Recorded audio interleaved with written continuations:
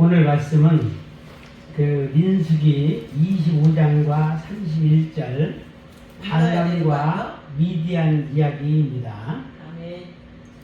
민수기 25장은 어떤 내용인가 하면은 쉽게 말하면 미모 여인 사건이에요. 그래서 미디안 여자와 모압 여자를 한 번에 단축해서 미모 여인 사건. 그래서 미모 여인 사건으로 인해서 이스라엘이 몇 명이나 죽었죠? 2만 4천 명이 죽은 사건이에요.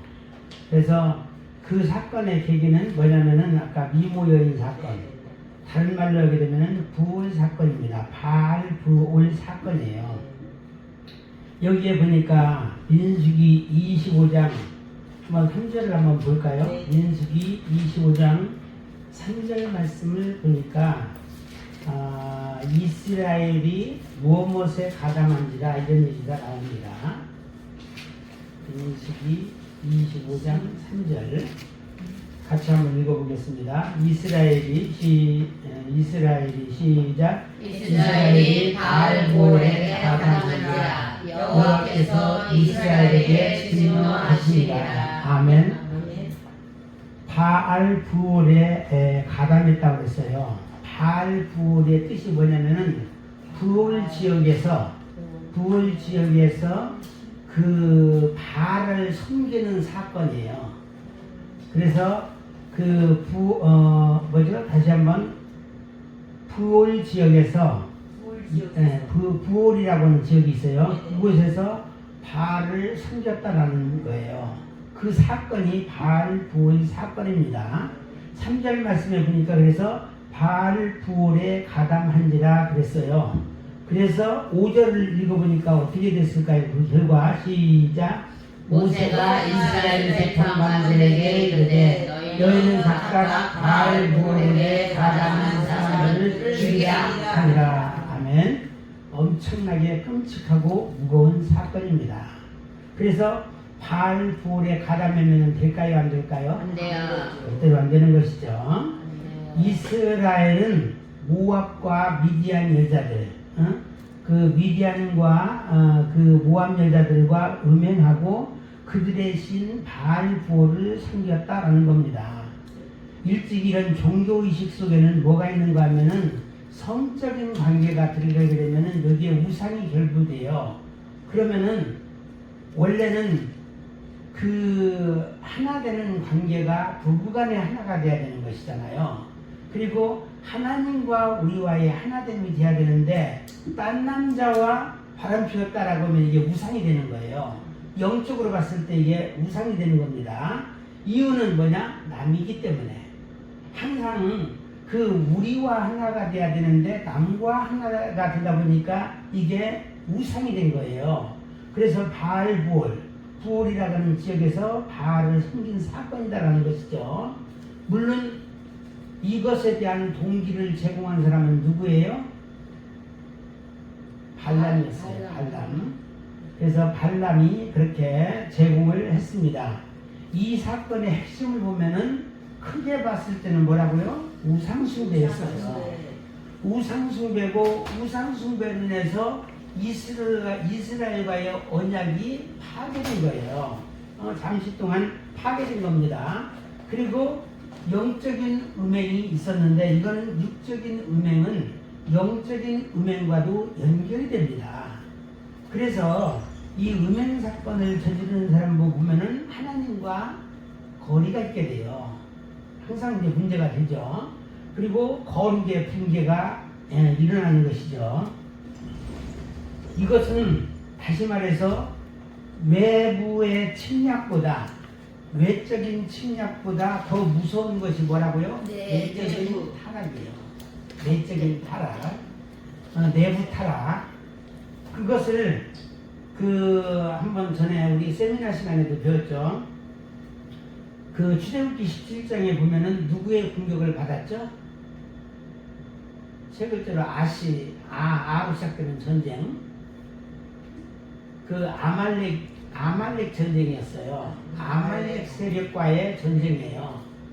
우리가 이 세상에서의 전쟁은 두 가지 전쟁이 있어요.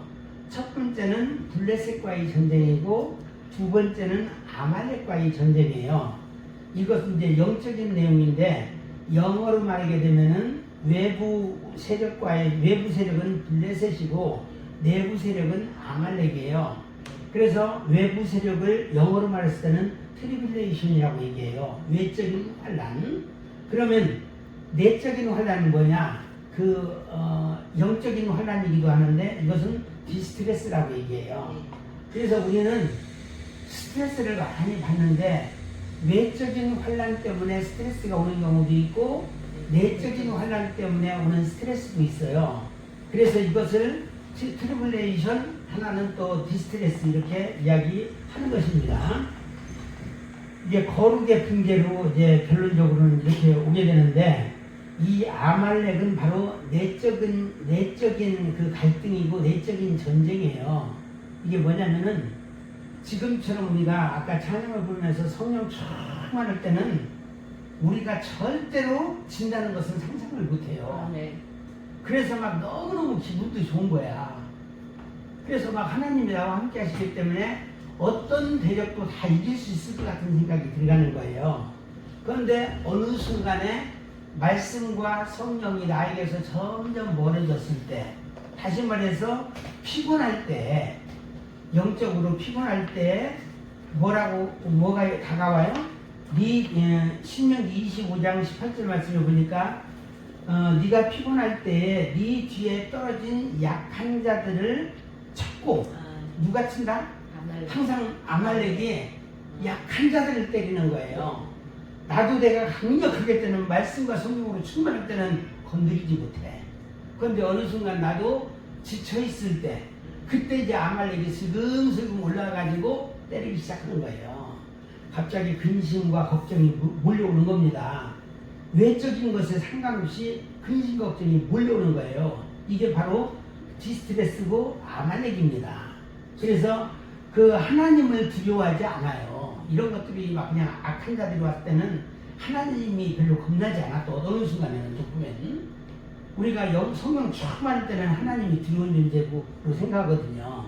그런데 에휴 내 멋대로 골장 다보겠다는 식으로 어느 순간에 뭐에 딱 빠지게 되면은 하나님도 없고 뭐도 없어요. 그냥 현재가 좋은 거예요. 이렇게 빠지는 거죠. 아까 내적인 우상이 바로 그런 겁니다. 작은 두 번째 보니까 발람의 꾀에 대해서 나옵니다. 민수기 31장 내용은 미디안과 발람을 심판하는 내용이 나와요. 다시 말해서 25장에서 이스라엘 백성이 몇 명이나 죽었다고요? 9절 말씀을 보니까 영으로 죽은 자가 24,000명이라고 했어요. 그런데 이스라엘만 죽으면 안 되잖아요. 이것에 대한 보복을 하시는 거예요. 누가? 하나님께서 보복을 하시는데 이제 바로 이제 그 심판을 하는 겁니다. 여호와께 범죄한 그 배후 세력을 우리 하나님께서는 반드시 처단하는 거예요. 그래서 31장으로 넘어가서 보니까 바알볼 사건에서 여호와께 범죄하였느니라 이 말이 나옵니다.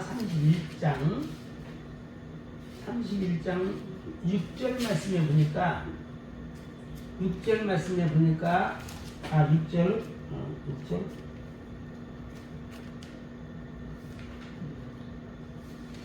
6절 보니까 6절이기도 하는데 돌아가라.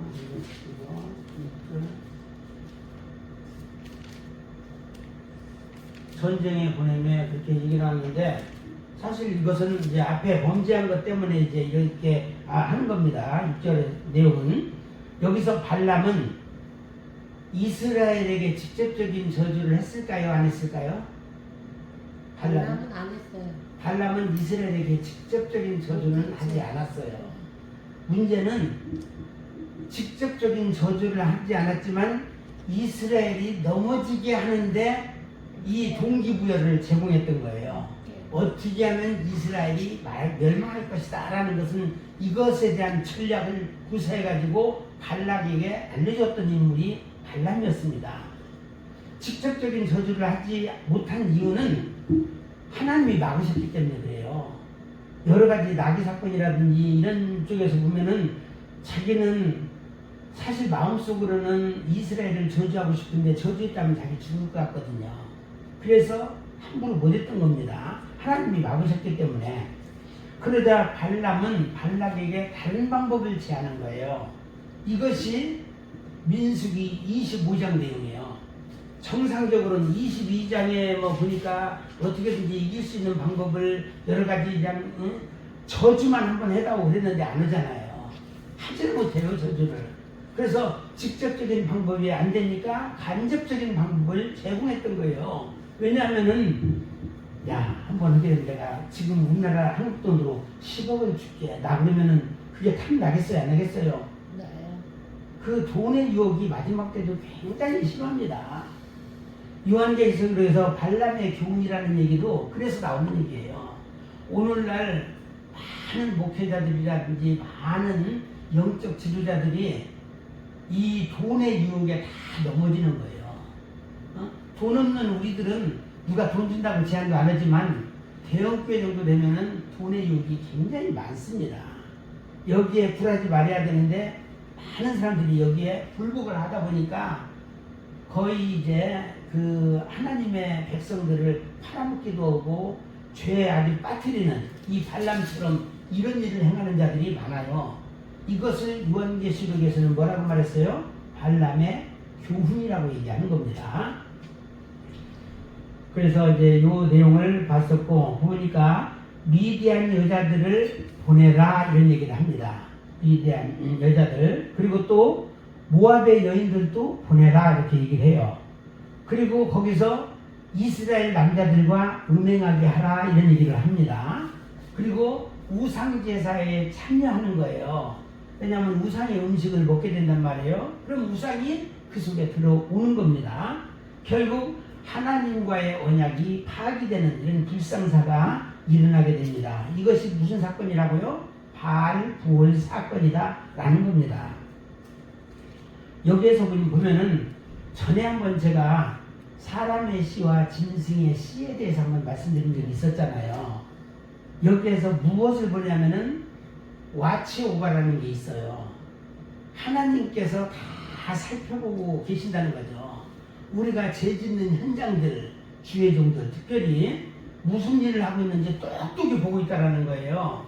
다윗은 은밀하게 혼자 옥상에 가서 이상한 짓을 하려고 했지만 하나님에 의해서 들통나가지고 결국 나단 선지자에게 의해서 폭로가 되었단 말이에요. 하나님의 종들이 무슨 짓을 하고 있는지 다 보고 있는 거예요. 특별히 오늘 본문에서는 발람에 대해서 와치오버하고 있다는 거예요. 다 살펴보고 있다는 거죠. 그래서 잘하고 있는 사람에게는 사람의 씨를 뿌리게 되고 이거 도저히 안 되겠는데 하는 사람에게는 짐승의 씨를 뿌린다고 했는데 오늘 이 발람에게는 짐승의 씨가 뿌려진 거예요. 하나님께서 한 번에 뿌리질 않아요. 몇 차례 경고의 메시지를 보내요. 이거 너 위험하다. 경계를 넘으면 안 된다. 안 된다. 계속 얘기하는데 그럼에도 불구하고 경계를 넘어버리니까 이제는 짐승의 씨가 뿌려지게 되고 걷잡을 수 없는 이런 죄를 짓게 된 것입니다. 여기서 발람의 뜻이 뭐냐면 탐식가, 백성을 멸망시키는 자 이런 뜻이에요. 발람의 뜻은 왜 미디안에 대한 심판이 내려졌을까요? 민수기 31장 전쟁의 특징이 있는데 사실 그 미디안에 대해서 모든 남자들을 죽이고 뭐 자식을 이렇게 하는 것에 의해서는 영토 확장의 목적이 아니에요. 여호와의 전쟁은 이 세상 자체가 하나님의 땅이기 때문에 땅을 확장하려고 하는 것이 없어요. 또 전도를 하기 위한 것도 아니에요. 다만 여기서 민족 말살 목적도 아니라고 그랬죠. 문제는 언약 공동체를 타락시킨 사건에 대한 심판이에요. 언약 공동, 저나 여러분도 언약 공동체 안에 들어왔습니까? 그렇지 않습니까? 그렇습니다. 네, 들어와 있어요. 그러니까 만약에 저나 여러분을 누군가가 파괴하려고 하다 보면은 하나님께서 심판하신다는 거죠. 하나님께서 건드리신다는 거죠. 이런 때에는 심판 성격이 강한 겁니다. 하나님은 배후 세력, 근본 원인을 캐물으셔요. 그러니까 우리가 사실을 죄졌다 하더라도 우리를 죄짓게 만든 세력은 누구예요? 마귀잖아요. 마귀에 대한 심판이고, 우리는 하나님 우리가 실수했어요, 마귀의 꼬임에 넘어졌어요 라고 얘기하면 하나님께서 우리를 죄 용서해 주시는 거예요. 그렇지만 마귀에 대한 것은 용서가 없어요. 다만 사람 중에서는 죄가 용서가 안 되는 사람이 있어. 성령 회방죄라든지 또 뭐죠? 고범죄. 고의적으로 범죄한 죄에 대한 것은 용서가 없어요. 왜냐하면은 내가 사탄이고 사탄이 나인 경우예요. 그래서 사탄이 내 속에 딱 들어와가지고 자리 잡았을 때는 하나의 짐승으로 보고 있는 거예요. 그래서 짐승의 씨가 뿌려진 사람은 사람이 아니고 뭘로 본다? 짐승으로 본다.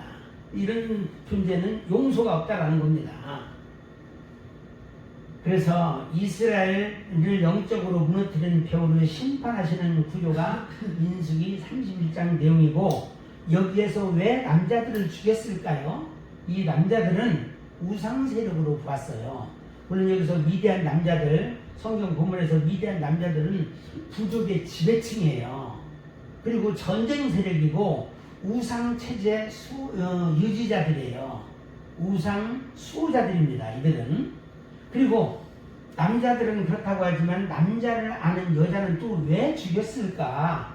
이것에 대한 퀘스천 마크를 우리가 아실 수가 있는데, 이 부분이 가장 충격적인 장면이기도 합니다. 조금 이제 왈가왈가 세상 도덕으로는 조금 이제 어떤 이런 얘기거리가 되는 사건이에요.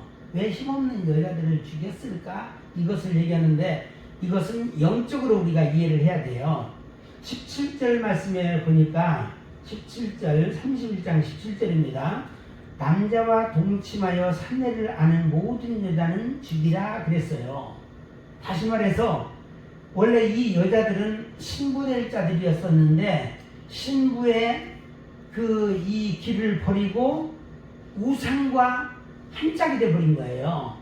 그러니까 신부가 아니라 이 마귀의 신부가 돼버린 거죠. 이 마귀의 신부가 될 자를 하나의 남자하고 동일하게 본 거예요. 이 남자는 마귀죠. 동일하게 본 겁니다. 그래서 이 마귀와 바람피웠고 마귀와 한 몸이 되었기 때문에 죽일 수밖에 없다는 거죠. 짐승으로 간주한 겁니다. 여기서 실제 여기 본문에서는 여자이지만 우리가 생각하는 여자는 남자 여자를 불문하고 우상과 한 몸이 된 모든 사람을 여자로 본 겁니다. 여기서 단순한 여성이라는 이유가 아니고 부활 사건과 직접 연결된 대상으로 간주되었다라는 겁니다. 부활 사건, 이게 굉장히 무서운 거잖아요. 부활해서 바알을 숨겼다. 이거 굉장히 무서운 사건입니다. 내가 있는 지역에서 내가 바알을 섬겼다라는 겁니다. 이게 우상을 섬겼다는 얘기. 그래서 이것은 겉으로는 음행인데 이건 육적 음행 플러스 영적 음행 다 포함이 되고 우상숭배 의식을 거행했죠. 그냥 한 게 아니라. 왜냐면은 그 정상적으로 이들과 그냥 성적인 쾌락을 누리고 그러지 않잖아요. 이 이상한 종교의식을 행하면서 이게 바로 또 우상숭배예요. 그리고 유혹행위 등에 참여했던 집단이기 때문에 이런 여자도 다 죽이라 얘기한 겁니다. 일찍이 보면은 그 종교의식 속에는 여사제들이 있어요.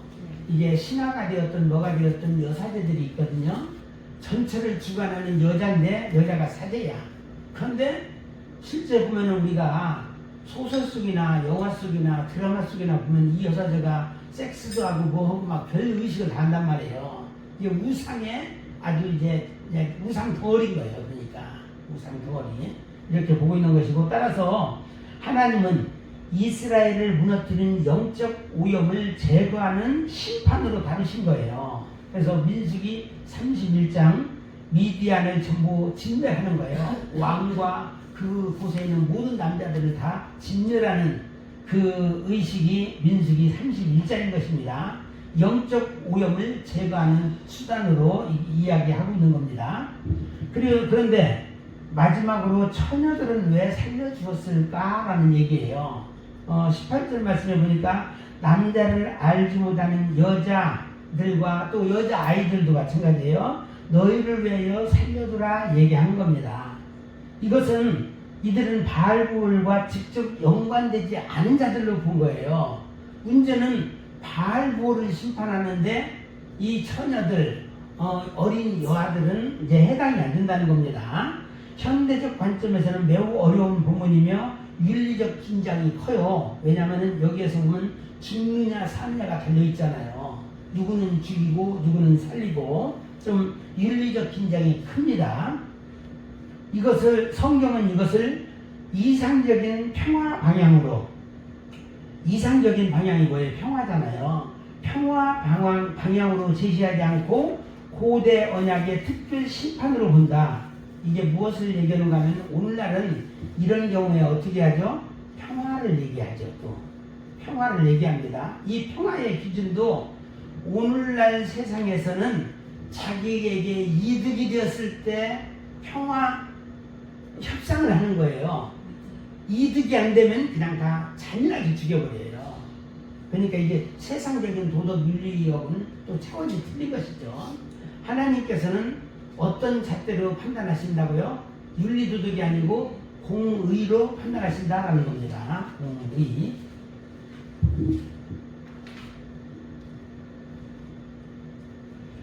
그리고 또 작은 4번 민수기 31장, 여기 31장이에요. 전체 구조라고. 민수기 전체가 아니고 31장 전체 구조를 보니까 미디안 심판 명령을 내리셨어요. 왜냐하면 여기에 보니까 2절 말씀에 뭐라고 말했죠?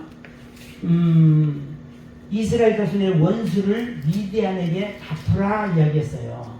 갚으라. 하나님의 명령이 떨어진 겁니다.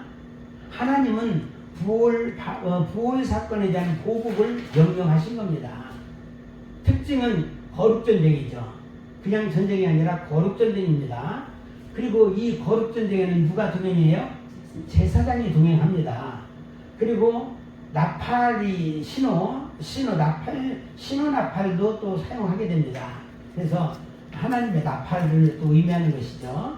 단순한 군사력에 의한 전쟁이 아니고 하나님의 전쟁 구조다. 이것을 다른 말로는 여호와의 전쟁이다라고 얘기합니다. 여호수아의 전쟁 역시 여호와의 전쟁이에요. 여호수아가 나가서 싸우고 있지만 실질적으로는 누가 싸우는 거예요? 여호와께서 싸우시는 거예요. 이 땅에서 우리가 나가서 싸우는 전쟁도 여호와의 전쟁이 되어야지 내가 나가서 싸우려고 하다가는 죽습니다. 요즘에 온 나라가 좀 시끄러워요. 시끄러웠지만 이것도 우리는 여호와의 전쟁이 되게끔 해야 돼요. 우리 힘으로 하게 되면은 이제 과거 중국 같은 경우에 천안문 사건처럼 다 죽을 수도 있어요. 그러니까 여호와의 전쟁이 되도록 우리는 기도를 해야 돼요. 그래서 여호와의 전쟁이 뭐예요? 이상한 전쟁이죠. 모세가 손을 들고 또 한쪽에서 아론과 누구죠? 아론과 훌이 옆에서 막 보좌해주는 이게 전쟁이에요. 아말렉과 전쟁할 때 모세의 중보기도와 그 돕는 자 제사장과 선지자가 같이 합심해서 올 때 우리가 수많은 적군들 아말렉을 상대해서 이길 수가 있어요. 그렇기 때문에 이것을 그 에무나의 전쟁, 에무나가 믿음이죠. 믿음의 전쟁이고 여호와의 전쟁이라는 거예요.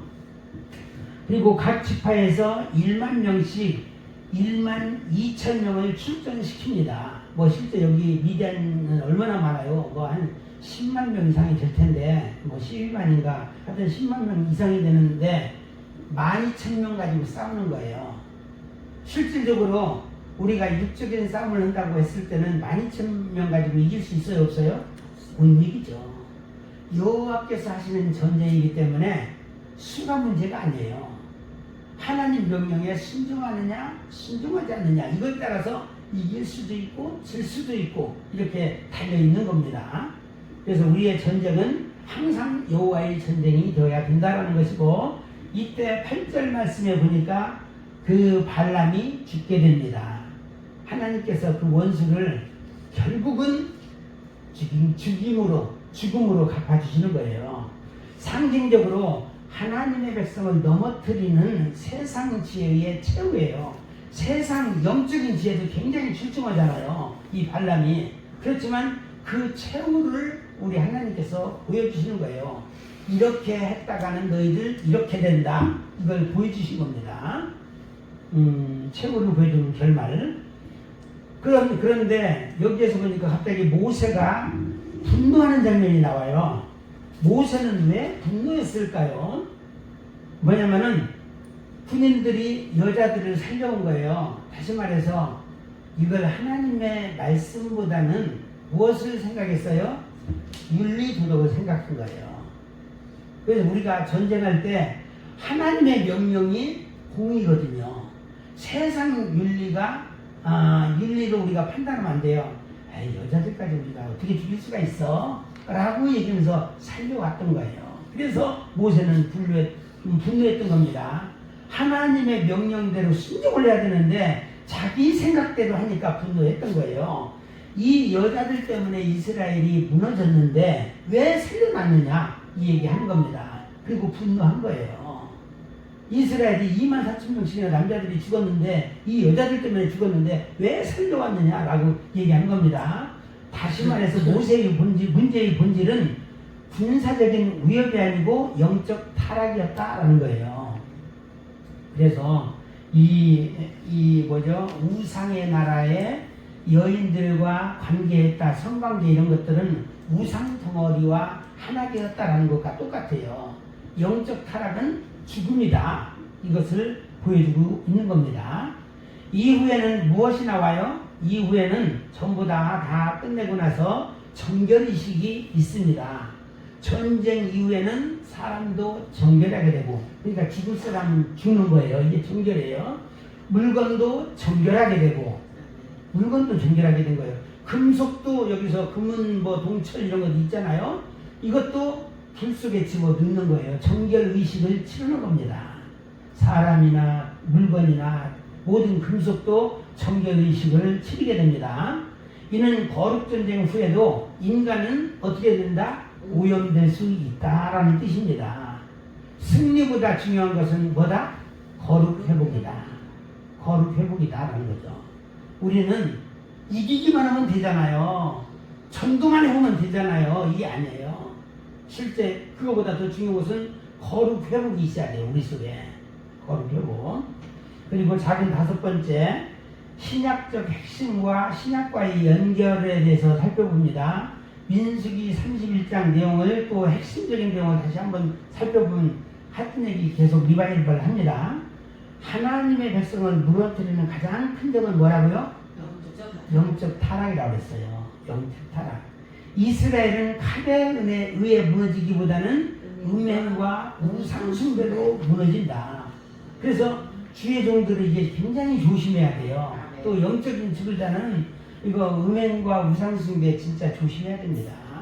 그래서 심판도 그 자리에 집중이 되는 거예요. 사실 영적인 문제가 우리 속에 영적인 문제가 얼마나 중요한지 말할 수가 없거든요. 예를 들어서 영적인 것이 뭔가 잘못되었다라고 생각할 때 우리의 몸도 아플 수가 있어요. 오장육부가 아프고 근심 걱정이 떠나지가 않을 수 있어요.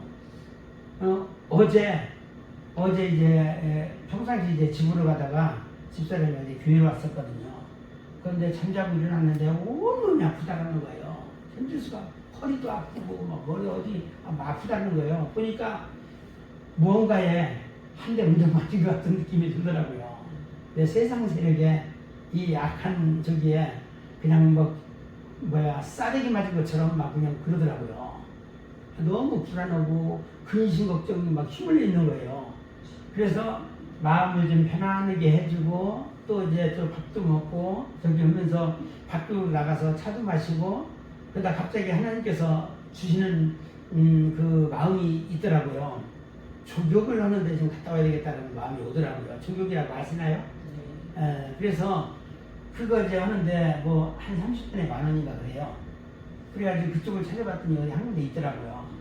그래서 이제 거기를 갔다 오고 그래서 계속 오고 가면서 또 이야기 나누고 그랬는데 저녁 때쯤 되니까 갑자기 굉장히 정신이 좀 맑아졌다고 얘기해요. 그러니까 우리가 뭔가 영적으로 불안하고 기도를 하던 사람이 기도를 별로 못하게 되면은 뭔가가 쫓기듯이 그래요. 힘든 게 오는 거예요. 그러니까 막 평상시에 안 그렇던 막 허리도 아프고 막 여러 가지 아픈 거야. 그냥 발도 아프고 막 이럴 정도로. 그러니까 저 같은 경우는 하나님의 인도하심 따라 그 아내를 편안하게 해주고 그렇게 했더니만 이제 나중에 괜찮다고 얘기하니까 저도 마음이 좋더라고요. 그러니까 일주일에 한두 번씩은 교회로 와. 그래서 기도도 하고 아무래도 교회에 오게 되면은 기도를 하게 되죠. 한 번이라도 더 기도하게 되죠. 그래서 우리는 영적인 관리를 좀 잘못할 때는 항상 누구라도 위험하다.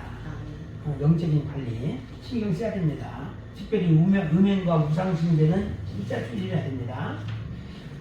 그래서 섰다고 하는 자는 넘어질까 늘 조심하라고 했잖아요.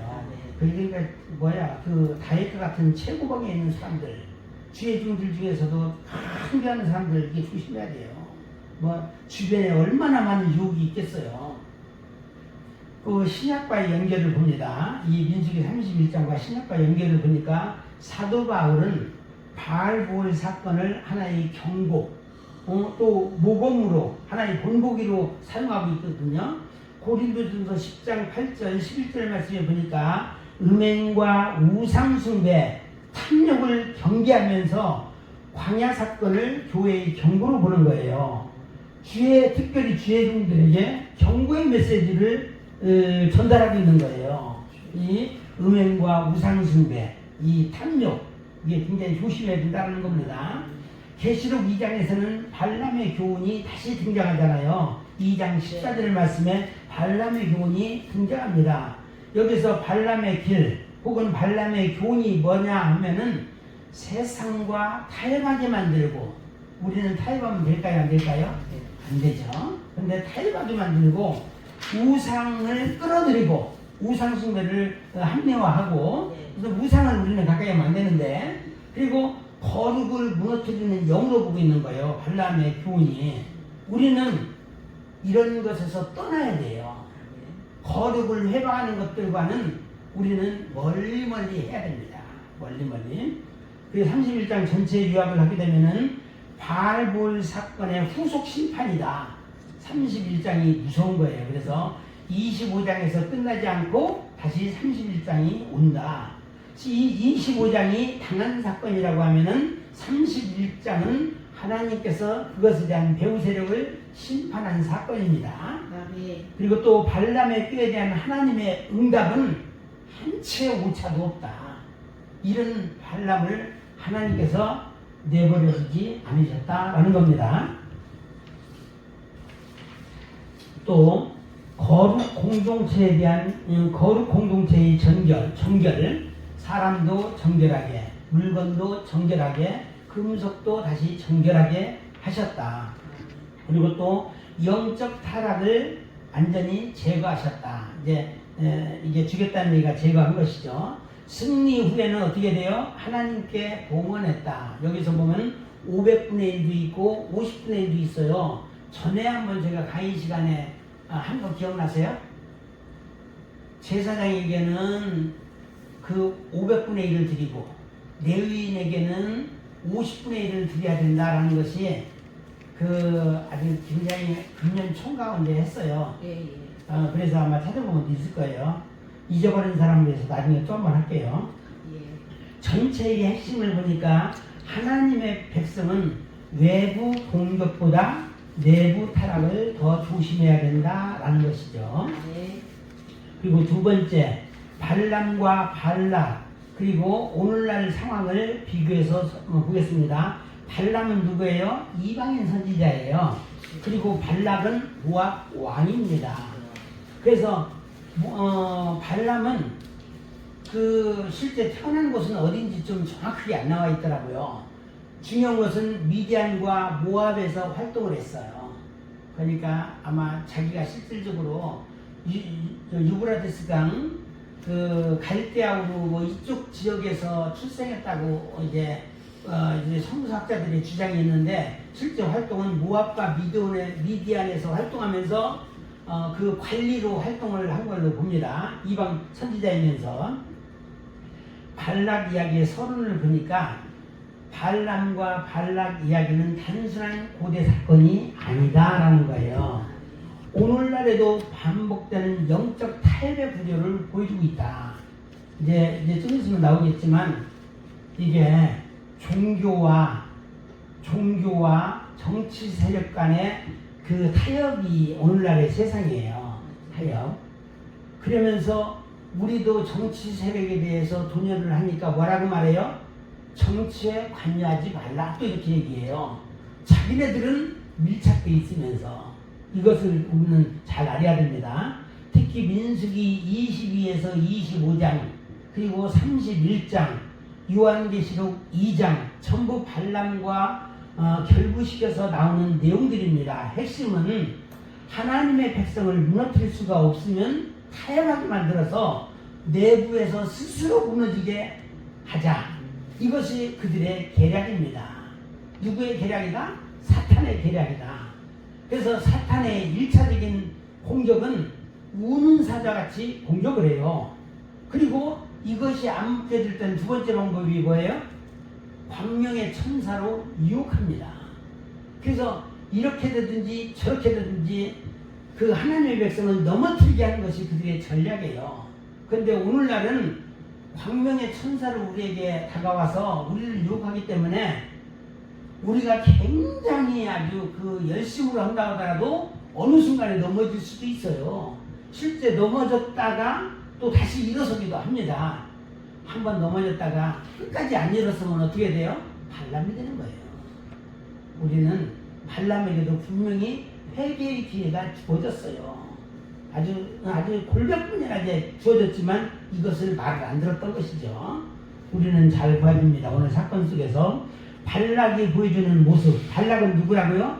모압 왕이었습니다. 이 모압 왕 발락은 누구를 두려워했어요? 이스라엘을 무진장 두려워했어요. 그래서 단순히 군사력으로 이길 수 없음을 알았기 때문에 그는 영적 방법을 이용하려고 했어요.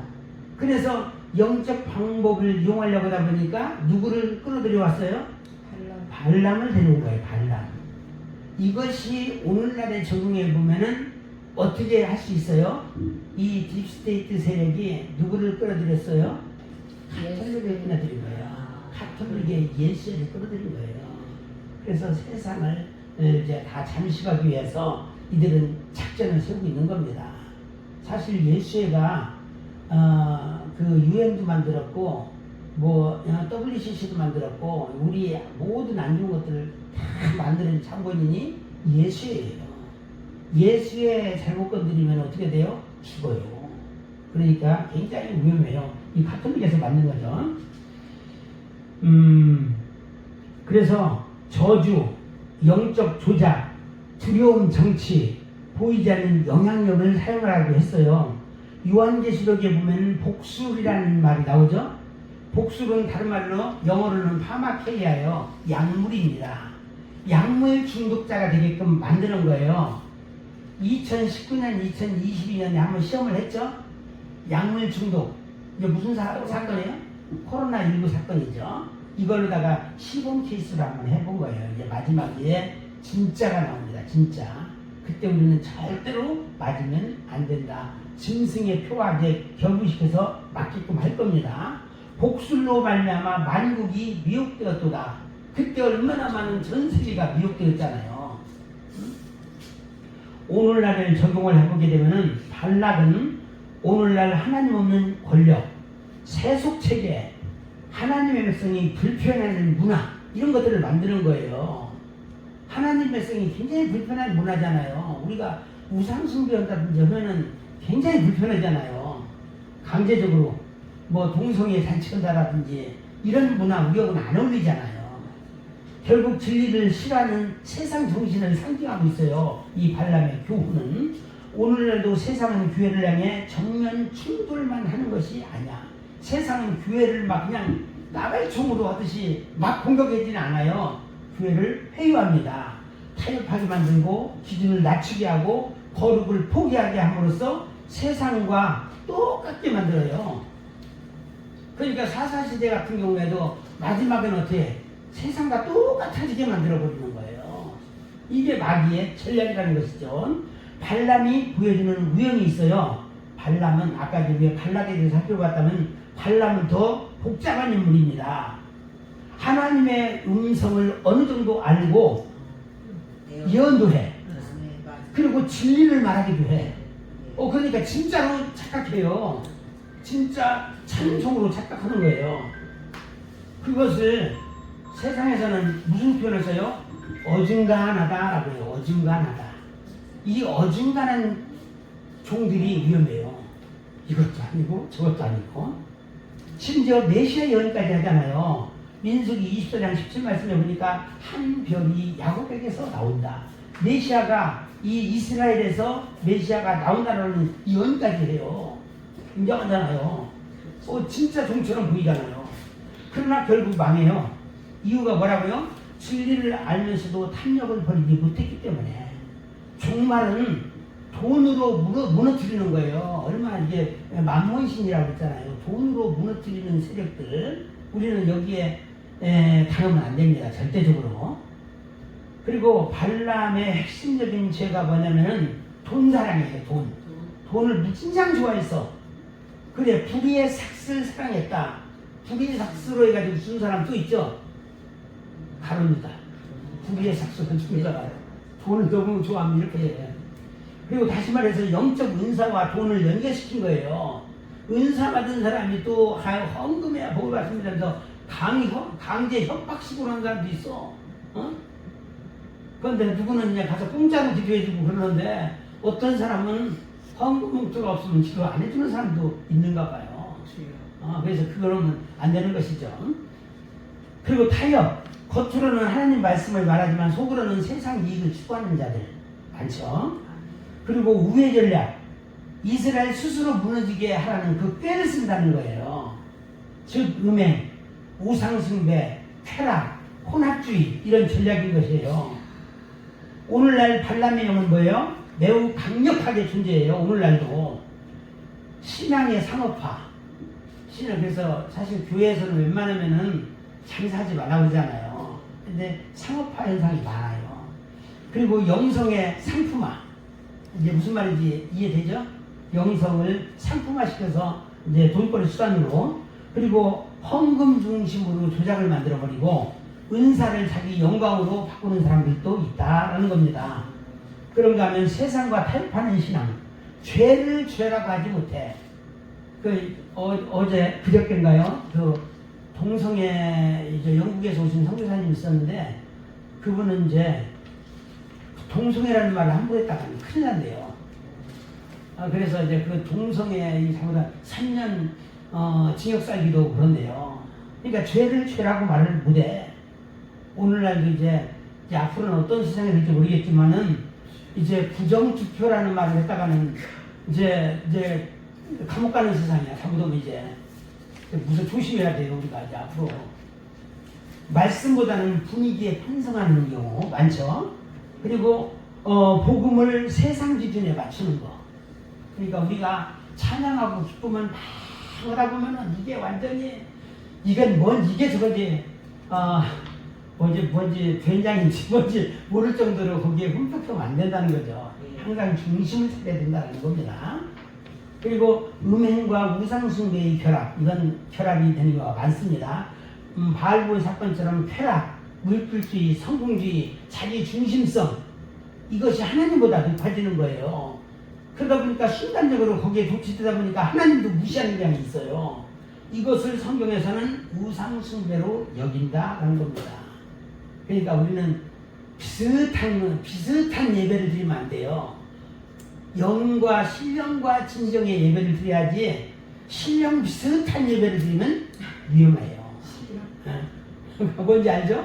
가끔가다 보면 신령한 것처럼 보이는데 신령 비슷한 예배가 있어요. 왜 하나님은 발람을 즉시 막지 않으셨을까? 여러분 경고하셨어요. 나귀 사건, 천사의 칼, 반복되는 경고의 말씀 뭐죠? 회개의 기회를 준 거예요. 되게. 이것은 우리에게도 동일해요. 아멘. 우리가 잘못했을 때 기회를 주시는 겁니다.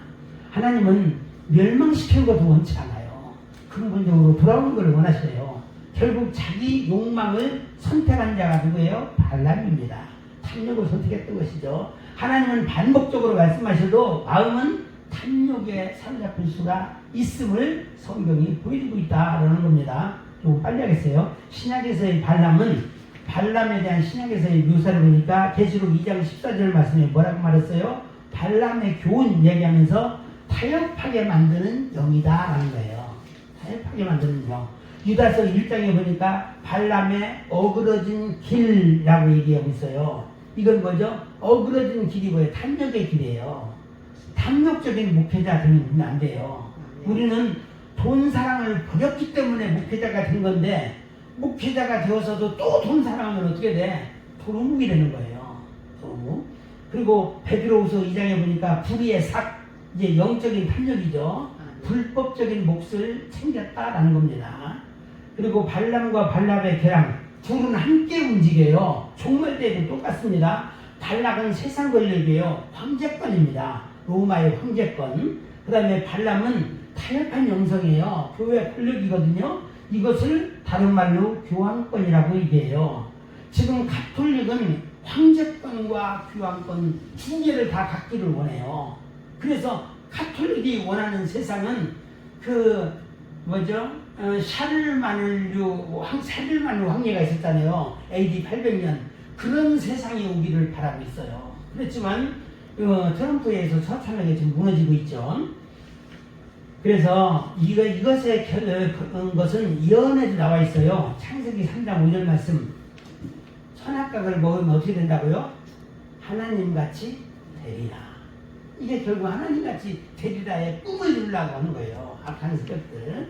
이 둘이 결합하면 하나님 백성은 외부 박해보다 내부 타락으로 더 쉽게 무너진다는 것을 보여주고 있는데, 이게 민수기의 경고 메시지다. 그리고 오늘날 교회의 핵심을 보니까 발락의 유혹. 발락은 뭐예요?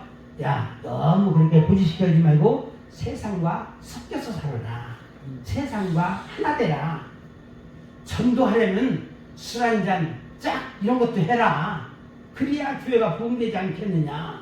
이런 부흥은 하나님이 원치 않습니다. 그리고 거룩을 내려놓으라. 포용성, 융통성, 이건 아닌 것이죠. 그리고 발람의 유혹은 뭐냐면 하나님도 붙잡고 세상 이익도 챙기자라는 거예요. 이런 사람, 양다리 신앙인이 무지하게 많죠. 결국은 망합니다. 우리는 아주 성경적인 보수주의자가 되어야 돼요. 세상적인 보수주의자는 꼴통이 되니까 안 되고, 우리는 성경적 보수가 돼야 됩니다. 이거 추구하다가 발람도 죽었습니다. 민수기 31장 8절에 성경적인 교훈, 성경은 둘 다 심판받는다고 경고합니다. 그래서 발람도 죽고 미디안 왕들도 다 죽습니다. 결국 거룩을 무너뜨리는 세상지혜도 망한다라는 겁니다. 오늘날 성도들에게 주는 메시지 5가지 있습니다. 단순히 세상을 멀리하라는 게 아니에요. 우리는 세상 속에서 살고 있는 것이지 세상과 원수관계로 지내라, 이건 아니라는 겁니다. 진리를 세상과 타협하지 말라는 거예요. 그리고 영성과 돈을 바꾸지 말라. 그리고 세상적 성공 때문에 거룩을 포기하지 말라. 이 얘기입니다. 그 다음에 외부 공격보다 내부 타락을 더 경계하라. 이것이 오늘 민수기 31장의 핵심이라는 사실을 기억하시고 일단 여기까지 하고 마치도록 하겠습니다.